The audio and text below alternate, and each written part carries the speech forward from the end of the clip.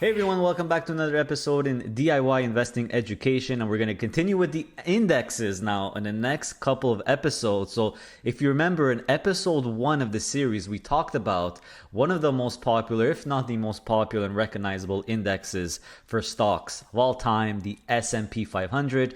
Today's episode, we're going to talk about another very popular US index called the NASDAQ 100 index. So the actual code, you could Google NASDAQ 100, or you could just put NDX. That is the actual code, if you will, of the index. So what is this index? Well, like it says here, the NASDAQ 100, you probably guessed it's about 100 stocks, is a stock market index made up of equity securities, stocks, issued by 100 of the largest non-financial companies listed on the NASDAQ stock exchange. So, in the US, we have two major exchanges. We have the New York Stock Exchange, commonly referred to as Wall Street, because it's on Wall Street.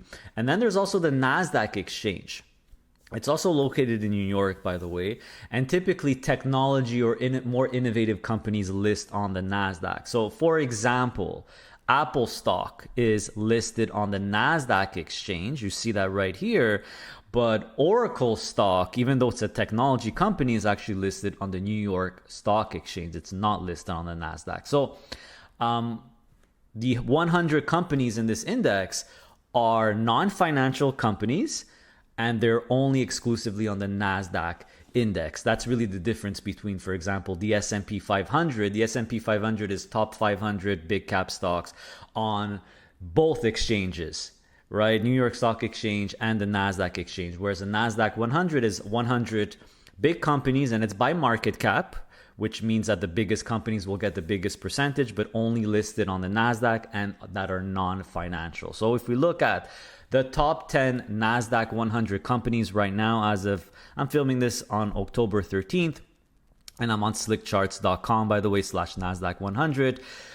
You could see the top companies. You'll probably recognize a lot of them, right? Nvidia, Microsoft, Apple, Amazon, Meta, Broadcom, Tesla, Google, Netflix, Palantir. And by the way, just to let you know that the top 12, approximately 11, 12 companies make up over 70% of the NASDAQ 100 index, because it's market cap weighted, which means the bigger the company is, the bigger the weight or the percentage in the index will be. Just like the S&P 500 index, by the way, is also market cap weighted. So you could scroll down and look at the top companies, but there's actually a lot of overlap. This is something to remember. There's a lot of overlap between the NASDAQ 100 index and the S&P 500 index, right? So if you look at the S&P 500 top stocks, you'll see a lot of the same stocks, right? Nvidia, Microsoft, Apple, Amazon, etc., etc.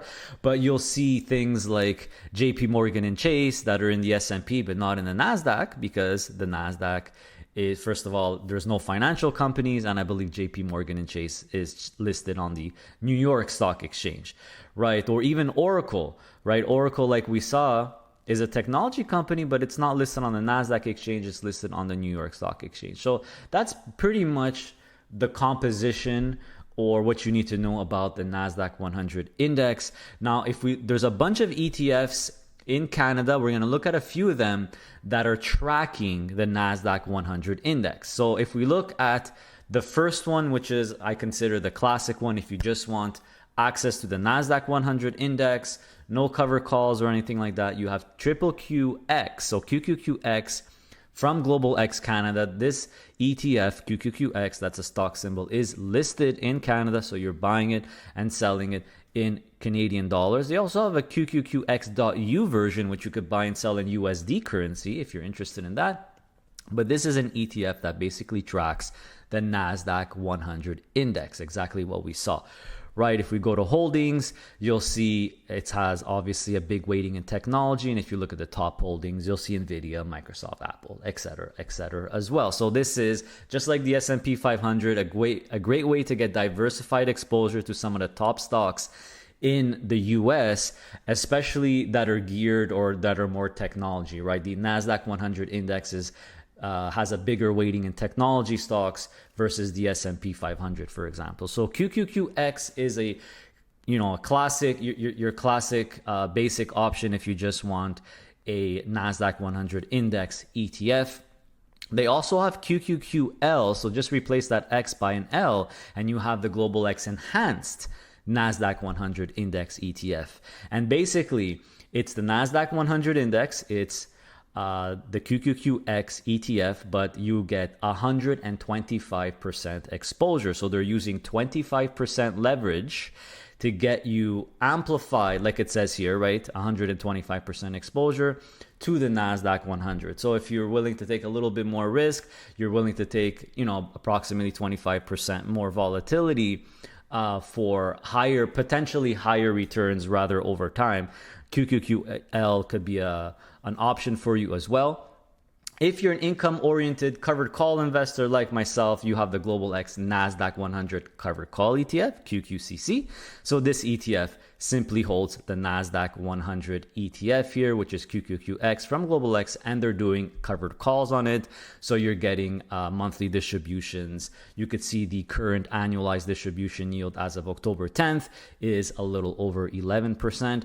And then here's another NASDAQ 100 ETF from Global X, QQCL, which is the enhanced NASDAQ 100 covered call ETF. So it's basically 125% exposure to QQCC, right? So you're going to get a slightly higher yield because of that leverage, but of course, slightly higher volatility as well.